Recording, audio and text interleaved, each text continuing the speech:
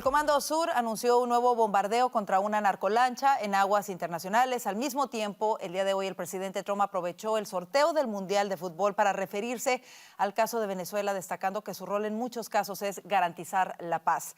Para analizar todos estos eventos, le damos la bienvenida a Vanessa Vallejo, analista político de Voz, a Alfonso Aguilar, abogado y analista político de Voz, y a Orlando Avendaño, periodista y analista político de Voz. Bienvenidos, y comienzo contigo, Orlando. ¿Qué mensaje envía el bombardeo contra una narcolancha en aguas internacionales a los congresistas que se oponen a cualquier tipo de incursión militar en el Caribe, contra el narcotráfico y específicamente en contra de las acciones que ha llevado a cabo esta administración con las narcolanchas? Bueno, el mensaje es rotundo porque además sucede a quizá la jornada de polémica, de controversia y de tensión más fuerte que ha habido con respecto al caso de las narcolanchas. Los congresistas, los demócratas, se han movido raudamente, intensamente para tratar de generar un escándalo. Han tratado de perfilar a Pete Hegseth como un criminal de guerra, han tratado de perfilar al Departamento de Guerra como una máquina de asesinar personas extrajudicialmente, etcétera. Una labor muy intensa, sobre todo a raíz de esta narcoembarcación que supuestamente fue bombardeada 2 veces. Y bueno, toda esa tensión se ha venido aumentando. Y se creía que la administración se iba a acobardar y propiamente que Hegseth se iba a acobardar. Pues hoy enviaron el mensaje es rotundo. No solamente no se van a acobardar, sino que la lucha contra el narcotráfico y la neutralización de estas narcoembarcaciones sin piedad y sin pudor sigue inalterable. Yo creo que la administración, no solamente el tema del narcotráfico, sino en general las políticas las está desarrollando sin pudor, sin ningún tipo de consideración, sin estar dándole excusas a nadie. Y me parece muy bien que lo haga así. Esto es una buena noticia y que yo creo que la mayoría de los americanos favorecen que la administración siga bombardeando indiscriminadamente estas narcolanchas. Justo el día de ayer se realizó una audiencia con el almirante Frank Bradley. El analista Jesús Romero nos dijo que él era el almirante con más experiencia para hacer cualquier acción militar. Alfonso, cuestionar sus decisiones, ¿cómo lo ves? ¿Es peligroso para las instituciones de este país? ¿Por qué los demócratas cuestionan hasta el más mínimo detalle en específico de este operativo? Bueno, para atacar al presidente. Ellos no tienen toda la información de las circunstancias en las que se dio ese segundo ataque. Aparentemente fue Bradley, no Hegseth. Fíjense que primero que se creó una noticia falsa, un fake news, de que había sido Hegseth que había ordenado que se matara a todo el mundo en ese segundo ataque. Bueno, eso no sucedió, ¿verdad?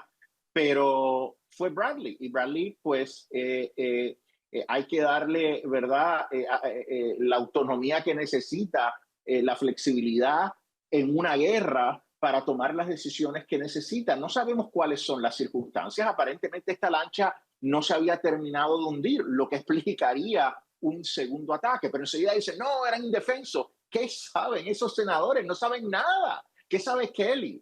Diciendo, no, Hegseth es un criminal de guerra. Pues Hegseth no tomó la decisión, y segundo, aparentemente había una razón clara para ese segundo ataque. Entonces, realmente es irresponsable que empiecen a cuestionar al liderazgo militar cuando estamos en medio de una guerra no convencional en contra de combatientes ilegales. Es sumamente irresponsable. Pueden hacer las preguntas, pero me parece más responsable hacerlas en privado que hacer todo un escándalo público, ¿verdad? Para tratar de socavar la reputación del ejército, de las Fuerzas Armadas, en un momento en que estamos en combate. Está bien que hagan las preguntas, pero que hagan en privado cuando se dan estos briefings, estas presentaciones Claro. del alto mando ante el Congreso. Pero lo que han hecho es totalmente irresponsable y demuestra una falta de respeto por la ley y orden y por las Fuerzas Armadas.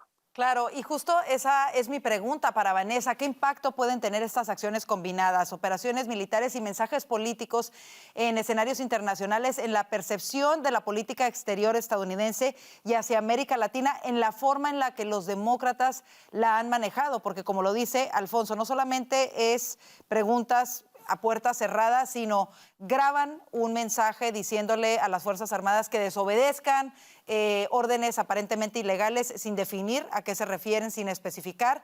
Y luego vemos estas audiencias pidiendo cuentas, mandando primero noticias falsas como estas declaraciones que nunca hizo el secretario de Guerra. ¿Cómo impacta esto en la percepción de Estados Unidos en el resto del mundo, Vanessa?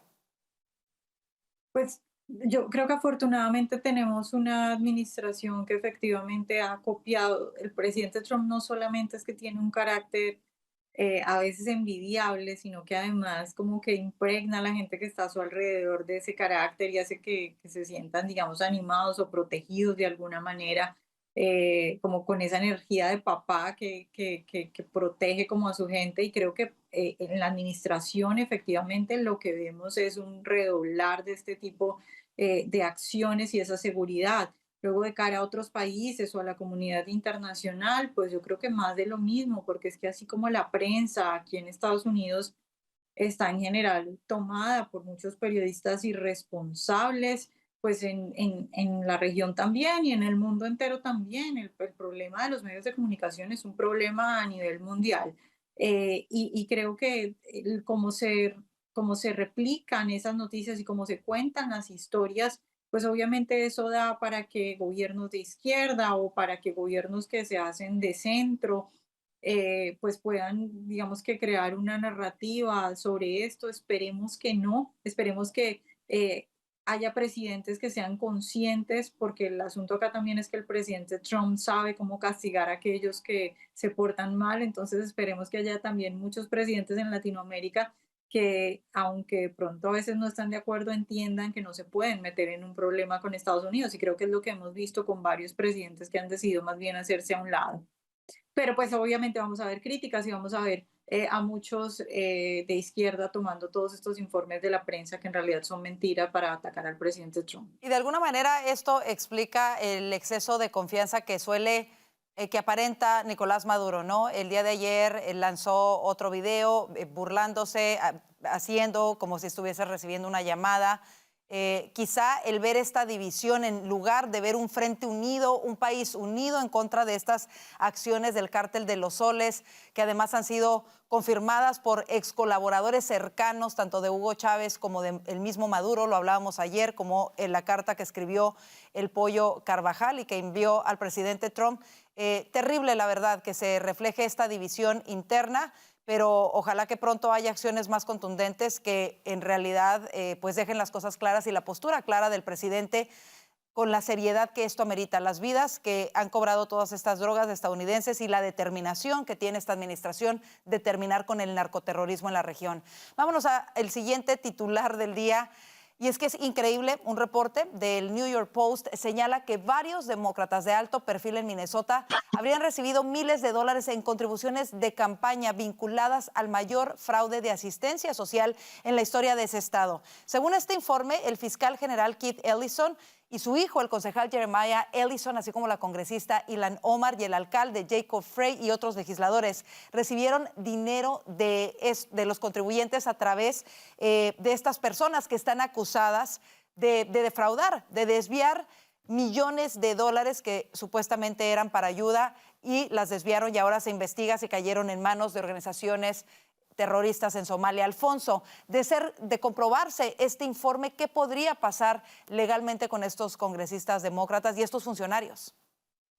Bueno, sí, pero van presos, pierden su puesto y van a prisión como deberían. O sea, aquí da la impresión, tristemente, de que lo que está pasando en Minnesota, y nosotros lo conocemos en nuestros países de América Latina, es que este estado se está convirtiendo, da la impresión, en un estado tercermundista donde prevalece la mordida. O sea, tenemos unos grandes intereses de una comunidad con un poder político muy grande, pagándole, manteniendo alegres a los políticos que se aseguran que se creen estos programas financiados a son de millones y miles de millones de dólares para que entonces ellos puedan cometer fraude e incluso se envíe dinero a organizaciones terroristas como Al-Shabaab en Somalia.